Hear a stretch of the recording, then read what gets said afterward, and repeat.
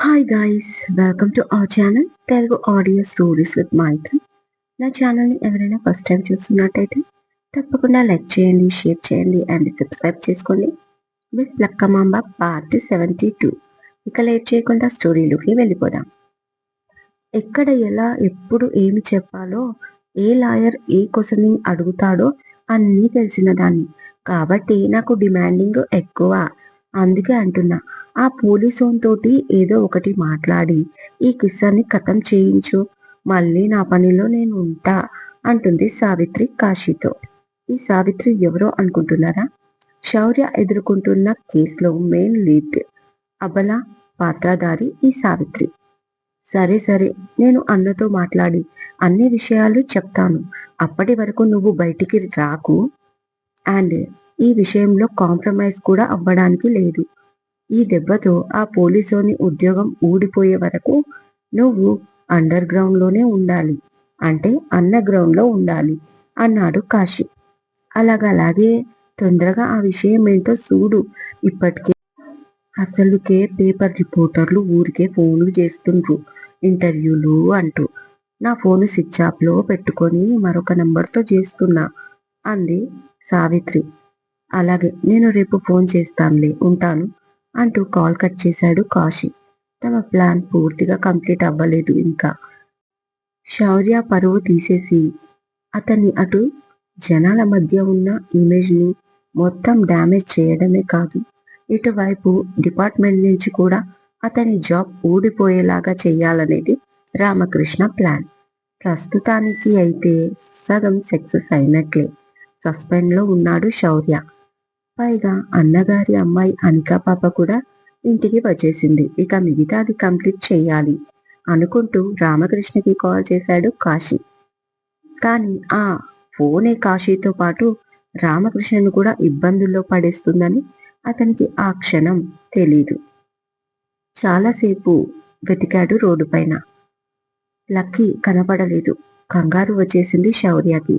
My God, ఎక్కడికి వెళ్ళింది? ఏదో కాసేపు భయపడదామని తీసుకొచ్చాను. ఈ హైవే పైన పెద్దగా ఇసుక లారీలు కూడా రావు అనుకుంటూ రెండు వైపులా చెక్ పోస్ట్కి ఫోన్ చేశాడు. కనిపించలేదని చెప్పారు వాళ్ళు. చూస్తూ ఉండండి అని తన పిక్ వాళ్ళకి షేర్ చేసి ఇక వెంటనే బైక్ ముందుకు దూకించాడు ఫోన్ మాట్లాడుతూనే శౌర్య. అలా చుట్టూ చూస్తూ టెన్షన్లో ముందుకు వెళ్తున్న శౌర్యకి దూరంగా ఒక రోడ్డు మలుపులో స్ట్రీట్ లైట్ల దగ్గర ఒక ఆకారం కనిపించింది. జనరల్గా అలాంటి జనసంచారం లేని ఏరియాలో కనీసం ముష్టి వాళ్ళు కూడా ఉండరు అనుకుంటూ అటువైపు బైక్ టర్న్ చేశాడు శౌర్య. ఆ అనిక రాక్షసి హాస్పిటల్లో మా బావని హక్ చేసుకుంది. అప్పటికి మా పెళ్లి కూడా అయ్యింది. అయినా నేను కంట్రోల్ చేసుకోలేదా కోపం? అలా అని అప్పుడే మా నాన్నగారికి చెప్పేదాన్ని. మీకు తెలుసా, మా ఇంట్లో వాళ్ళు కాదు కదా, బయటి వాళ్ళు కూడా నన్ను అర్థం చేసుకోలేరు. ఊర్లో ఉన్నప్పుడు మా నాన్నగారు, ఇక్కడికి వచ్చాక మా బావ, ఇద్దరు రాక్షసులే నా ప్రాణానికి. ఆ రజనీ ఆంటీ అన్న మాటలన్నీ విన్నాక దాని పీక పిసకాలి అనిపించింది. కంట్రోల్ చేసుకోలేదా? నేను మంచిదాన్ని కాబట్టి లేటుగా చెప్పాను. అసలు ఇది కూడా ఒక మిస్టేక్ గానే చెప్పాను తెలుసా. ఊరంతా అంటే తప్పులేదు, కానీ నా వల్ల ఒక్క మాట పడ్డందుకు నన్ను తిడతాడా? అలాగే మా నాన్నగారు కూడా ఒక మాట అన్నప్పుడు బావ కోపం కంట్రోల్ చేసుకోవచ్చు కదా అని తన బాధని చెప్పుకుంటూ పోతుంది.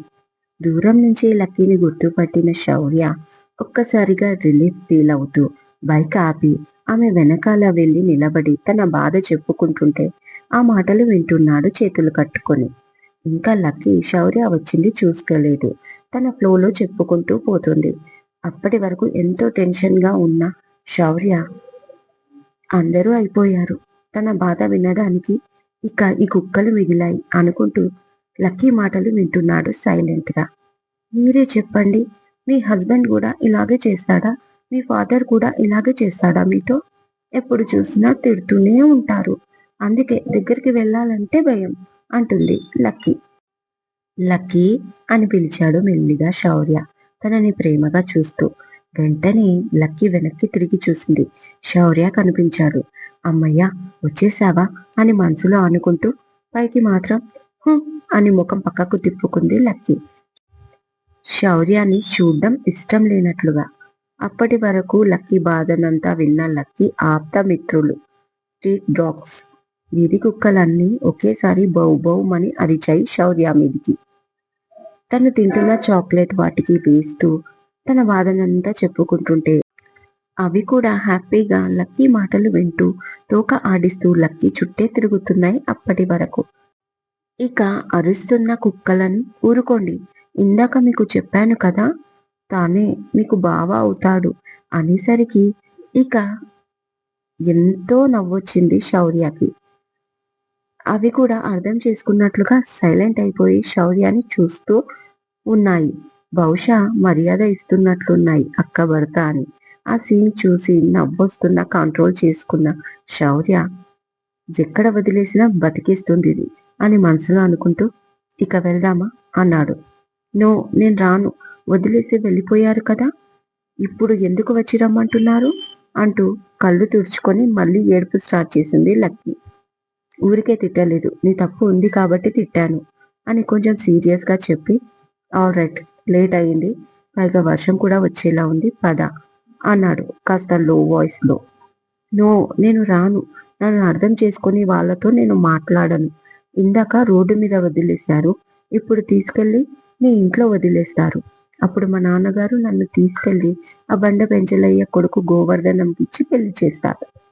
ఇక అప్పుడు మీరు ఏ అనికనో, ఏ జ్యోతికనో, ఏ రితికనో, అదే కదా మీ ప్లాన్, నాకు తెలుసు అంటూ ఇంకా ఏడుస్తుంది లక్కీ.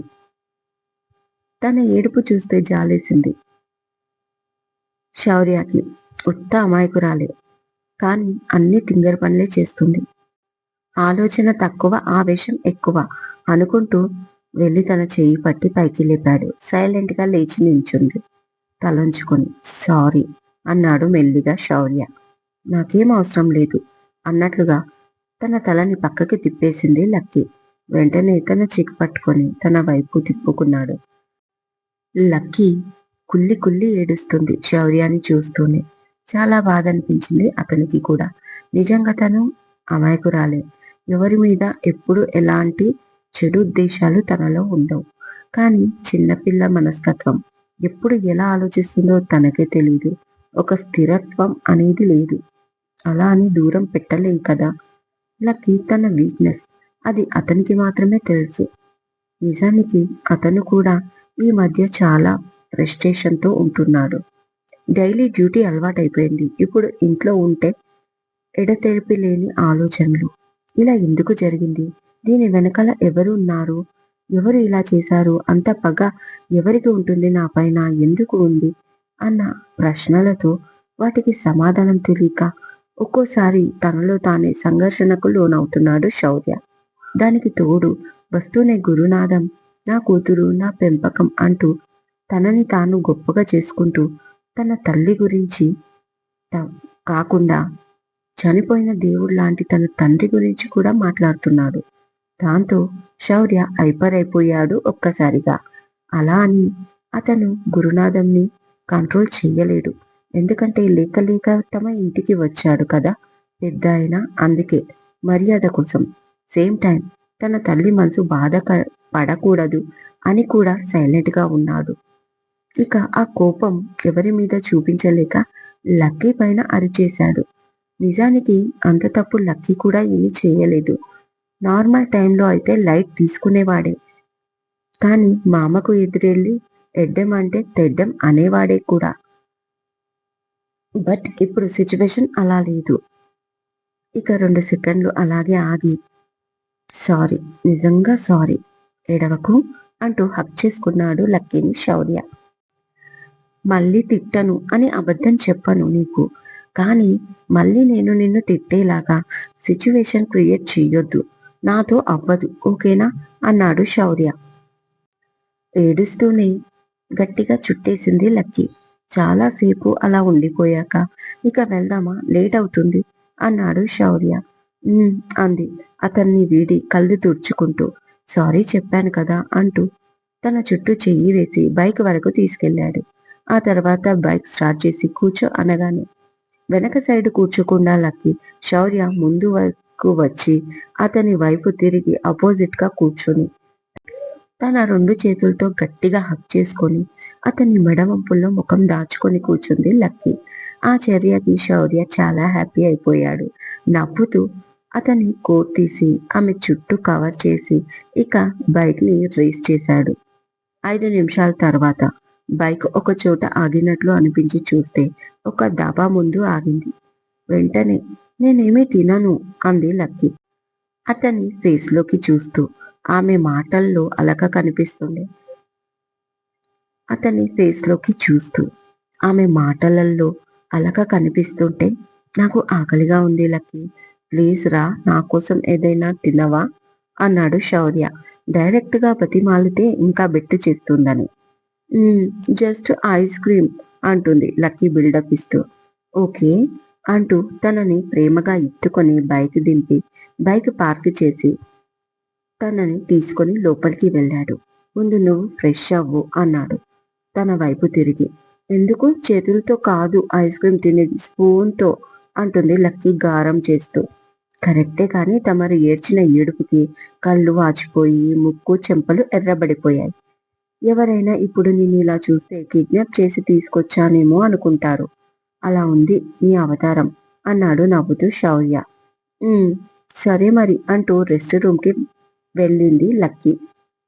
తనని ఒకవైపు గమనిస్తూనే మరోవైపు ఫుడ్ కి ఆర్డర్ పెట్టాడు శౌర్య. లక్కీ రావడంతో అప్పటికే ఫుడ్ రావడం ఆ స్మెల్ కి ఇంకా ఆకలి ఆగలేదు లక్కీకి. అయినా కొంచెం బెట్టు చూపించాలి కదా అని నో నేను జస్ట్ ఐస్ క్రీమ్ తింటాను ఇవన్నీ తినను అంటుంది మరొకసారి. ఇక చాలు అలిగింది. చెప్పాను కదా సారీ. నీకు చాలా ఆకలిగా ఉంది అది నాకు తెలుస్తుంది. నా బంగారం కదా బెట్టు చేయకుండా తిను. నీకు ఇష్టమైన ఫుడ్ తెప్పించాను. Chicken fry piece biryani paya naan రోటీ ఇంకా చికెన్ 65 ఫైనల్ గా నువ్వు అడిగిన ఐస్ క్రీమ్ ఓకేనా. నాకు ఆకలేస్తుంది ప్లీజ్ ఈ ఒక్కసారికి అన్నాడు శౌర్య కాస్త వంగి ఆమె కళ్ళల్లోకి చూస్తూ. ఇక షాక్ అవుతుంది లక్కీ. శౌర్యానేనా ఇలా తనతో మాట్లాడుతున్నది అనుకుంటూ. పైగా ఫస్ట్ టైం ఇలా బతిమాలుతూ కూడా అడుగుతున్నాడు. బాబోయ్ నాకైతే చాలా బాగుంది. ఎప్పుడు ఇలాగే ఉంటే ఇంకా బాగుంటుంది అనుకుంది లక్కీ తనలో తాను. ఇదండి ఇవాళటి ఎపిసోడ్. ఈ ఎపిసోడ్ మీకు నచ్చినట్టు అయితే నాకు కామెంట్లో చెప్పండి. అలాగే లైక్ చేయండి, షేర్ చేయండి, హైప్ ఇవ్వండి, సబ్స్క్రైబ్ చేసుకోండి నా ఛానల్ని. మరొక మంచి ఎపిసోడ్తో మీ ముందు ఉంటాను. మైత్రి.